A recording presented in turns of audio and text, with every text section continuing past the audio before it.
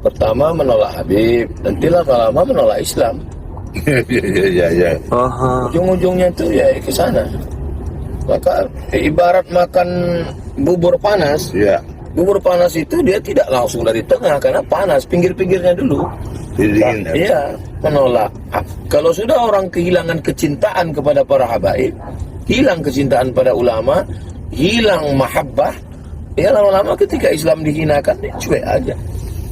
Hati-hati, ini sedang menggerogoti kita. Maka kita tetap mencintai para habaib, zuriat Rasulullah SAW, mencintai para kiai, para tuan-tuan guru, para ulama. Itulah yang kita tanamkan kepada anak-anak kita. Kenapa Bang Ahmad Ali cinta kepada ulama, cinta kepada para habaib? Karena orang tuanya menanamkan itu. Cerita beliau tentang menimbakan air ya Bang. Ya. Jadi dari kecil kita menyapu halaman, air wudhu dulu ditimba dari sumur. Jadi kalau ada orang heran sekarang, kenapa Bang Ahmad Ali sayang kepada para habaib, sayang kepada para ulama? Pendidikan orang tua. Sekarang yang menanamkan kebencian kepada para habaib, para ulama yang sekarang ini, lihat nanti 20-30 tahun akan datang, gimana anaknya? Na'udzubillah, bisa-bisa ateis. Tidak lagi ada mahabbah, tidak lagi ada cinta. Hubungan kita ini kan cinta. Kasih sayang. Sayang kepada ulama, sayang kepada para habaib, sayang kepada agama. Kalau ini kita tidak tanamkan, na'udzubillah, bisa ateis anak kita. Terakhir Ustaz, pesan kepada orang yang masih ragu kepada kecintaan terhadap habaib Ustaz. Ya, mengajar. Fa'lam la ilaha illallah, itu coba baca ayatnya. Fa'lam annahu la ilaha illallah, berilmu. Sekarang sarana prasarana ilmu pengetahuan, teknologi, pengajian. Cuman YouTube ini kan tidak bisa membedakan mana Islam, mana kafir, mana sesat, mana hidayah. Karena YouTube itu mesin, dia hanya menunjukkan apapun informasi yang mau dicari, dia paparkan semua. Mau apa, mau surga, mau neraka, ada semua. Maka kalau kita mau selamat, kita ngaji, datang ke guru, datang ke kiai, datang ke pondok-pondok besar. Mana pondok besar pembenci habaib? Tunjukkan sama saya. Lirboyo, Kiai Kafabi, pencinta habaib. Pelosok, Gus Kausar, beserta para kiai, pencinta para habaib. Tebu Ireng, pencinta para habaib. Mana pondok-pondok besar yang membenci para habaib? Mereka adalah pencinta para habaib zuriat Rasulullah SAW. Ya, UAS mengatakan kalau tidak percaya pada Habib berarti lama-lama tidak percaya pada Islam. Ini cara berpikir ini saya masih bingung. Tidak percaya pada Habib berarti tidak percaya Habib itu cucu Nabi lah gitu. Maka itu sama saja dengan tidak percaya kepada Islam. Lama-lama akan tidak percaya pada Islam. Ini dalam teori silogisme ini muqaddimah sugro, muqaddimah kubro, natijahnya ini nggak pas. Memang Habibnya sebagai apa? Sehingga disamakan kemudian dengan Islam.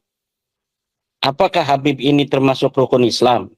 Sehingga orang yang tidak percaya kepada Habib ini berarti tidak percaya pada Islam. Rukun Islam yang saya tahu kan cuma 5. Syahadat, sholat, puasa, haji, zakat ya. Itu urutannya mungkin tidak urut ya, nggak apa-apa. Nah, tidak ada itu frase di dalam rukun Islam itu ada Habib itu sebagai rukun Islam. Sehingga kalau kita tidak menjalankan rukun Islam, kita tidak lagi bisa disebut Islam. Tidak ada. Kemudian apakah percaya bahwa Habib itu merupakan cucu Nabi masuk dalam rukun iman? Juga tidak. Sehingga tidak bisa mengeluarkan seseorang dari keimanannya kepada Allah. Keimanannya kepada Nabi Muhammad. Apakah Allah dalam Al-Quran pernah mengatakan bahwa Habib ini cucu Nabi? Sehingga kalau tidak percaya kepada Habib itu cucu Nabi, itu kita sama dengan tidak percaya kepada Allah. Tidak ada. Apakah nasab Habib ini setelah disebutkan oleh Nabi Muhammad? Tidak ada. Tidak ada Nabi Muhammad pernah dalam hadisnya, nanti anak cucuku akan ada yang bernama Alwi. Dia akan punya nama anak namanya Muhammad. Nanti Muhammad akan punya anak namanya Alwi. Tidak ada yang demikian itu. Kalau dia bukan ucapan Allah, dia bukan ucapan Nabi Muhammad, lalu kita tidak percaya bahwa Habib ini cucu Nabi, apa konsekuensi kita keluar atau tidak masuk dalam kategori iman itu dari mana? Tidak ada. Maka UAS ini dalam bicara, bolehlah kita mendukung Habib ya, mendukung atau jadi mukibin. UAS jadi mukibin silahkan saja. Tapi jangan bodohi jamaahnya. Coba cerdaskan jamaahnya. UAS ketika percaya bahwa Habib itu cucu Nabi, minimal dia punya dalilnya. Dalilnya mana UAS? Bahwa Habib itu cucu Nabi. Saya menantang UAS untuk memberikan dalil. Hei Imaduddin Usman, ini dalil Habib cucu Nabi. Ini sahih. Selama ini tidak ada. Saya tidak pernah lihat dia mengutip kitab tentang apa ilmu nasab. Dia hanya apa yang dia tahu selama ini. Nah, ini menutup jamaahnya untuk cerdas. Tetapi saya memohon ya secara ilmiah kepada Ustadz Abdus Somad ini untuk ketika membela nasab para habaib ini minimal ada narasi-narasi ilmiah yang diungkapkan. Jangan jadikan masyarakat bodoh hanya untuk bertaklid. Sementara Allah melarang kita untuk bertaklid. Wala taqfu ma laisa laka bihi ilmun. Jangan engkau ikuti sesuatu yang kamu tidak ada dalil di sana. Tidak ada ilmu di sana. Kenapa Ustaz Abdul Somad tidak mengikuti Al-Quran? Al-Quran melarang kita untuk mengikuti sesuatu tanpa dalil. Tapi Ustaz Abdul Somad kemudian jamaahnya diminta oleh dia agar mengikuti bahwa Habib itu adalah cucu Nabi tanpa ada dalil. Dia mengenai sholat segala macam ada dalilnya, hadisnya begini, prek-prek dihafal oleh dia itu hadis-hadisnya. Hanya menghafal saja. Tidak pernah mengutip dari kitab Anu, kemudian dibacakan kitabnya. Tidak ada.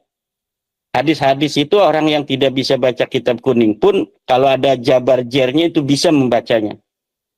Maka seorang ulama, itu bukan hanya dia yang bisa menghafal hadis-hadis, dan menghafal ayat Al-Quran, tetapi dia yang memahami Al-Quran dan memahami Al-Hadis untuk menjadi sebuah way of life bagi umat Islam dalam menghadapi tantangan setiap masa, yang bisa untuk menafsirkan Al-Quran kemudian memberikan jawaban tantangan setiap masa adalah ulama-ulama yang rasikhin, ulama-ulama yang dia memahami Al-Quran secara dalam, gitu. Bukan hanya tekstual hafalan. Imam Al-Ghazali ini sangat mencela orang-orang yang beriman hanya dengan contekan kemudian menerima kebenaran tanpa verifikasi. Lihat dalam kitab Al-Munqidh Minad Dhalal umpamanya, bagaimana fase-fase ilmiah seorang Al-Ghazali, dari mulai bagaimana dia bergelut dengan filsafat, kemudian ilmu kalam, kemudian fikih, kemudian tasawuf, kemudian lihat pula dalam Tahaffutul Falasifah, bagaimana Imam Al-Ghazali kemudian merangkai narasi-narasi ilmiah untuk meruntuhkan teori-teori filsafat yang dianggap bertentangan dengan agama Islam. Inilah yang harus menjadi sebuah suri tauladan bagi kita, orang-orang yang menjadi suri tauladan. Nah ini jadi berilah kecerdasan kepada jamaah kita untuk mempunyai cara berpikir keislaman yang sesuai dengan ajaran Kanjeng Nabi, sesuai dengan ajaran Al-Quran. Bagaimana ajaran Al-Quran? Ajaran ilmiah. Wala taqfu ma laysa laka bihi ilm. Jangan kau ikuti sesuatu yang tidak ada dalil. Kalau mau membela nasab Alawi itu sahih, mana dalilnya? Ayo kita berdiskusi. Ayo kita bicarakan mana dalilnya. Kita sudah mengetahui dari para orang-orang yang membela tidak ada dalil. Tapi sekali lagi, apapun yang terjadi, ini penting untuk digarisbawahi. Apa yang kami lakukan itu adalah hanya sekedar kami ingin katakan bahwa Anda, pengakuan Anda sebagai cucu Nabi tidak terbukti. Anda bukan cucu Nabi. Ya, tapi itu bukan karena kami membenci Anda, tapi karena kami ingin memberitahu kepada Anda sesuai dengan ilmu, sesuai dengan kajian ilmiah, bahwa Anda tidak terbukti sebagai cucu Nabi. Itu saja. Selanjutnya terserah Anda. Anda masih mau mengakui, ya silakan saja, jangan marah-marah. Yang jelas adalah apa yang dikatakan oleh UAS, bahwa tidak percaya kepada nasab habaib itu sama dengan tidak percaya pada Islam, itu tidak ilmiah, tidak berdasarkan ilmu pengetahuan, dan membawa jamaahnya kepada taklid buta yang dilarang oleh agama Islam, yang dilarang oleh Al-Quran. Wala taqfu ma laysa laka bihi ilmun qalu bal wajadna aba'ana kadzalika yaf'alun. Itu ucapan orang-orang kafir pada zaman Nabi Ibrahim. Ketika Nabi Ibrahim memberikan dalil-dalil kuat tentang Allah itu sebagai Tuhan, mereka dilarang oleh Nabi Ibrahim untuk menyembah patung. Kata orang-orang kafir itu di zaman Nabi Ibrahim, qalu bal wajadna aba'ana kadzalika yaf'alun. Kami menemukan ayah-ayah kami memang sudah begini dari dulu. Lah ini mirip dengan ucapan Ustadz Yahya Al-Bahja itu juga. Wahai jamaah, wahai umat, apa-apa yang telah kalian yakini dari nasab Habib ini, yakinilah. Jangan dengarkan ucapan orang-orang yang membatalkan. Ini ucapan Ustadz Yahya Al-Bahja dalam suatu kesempatan. Saya kira ini adalah mengajari umat untuk bodoh.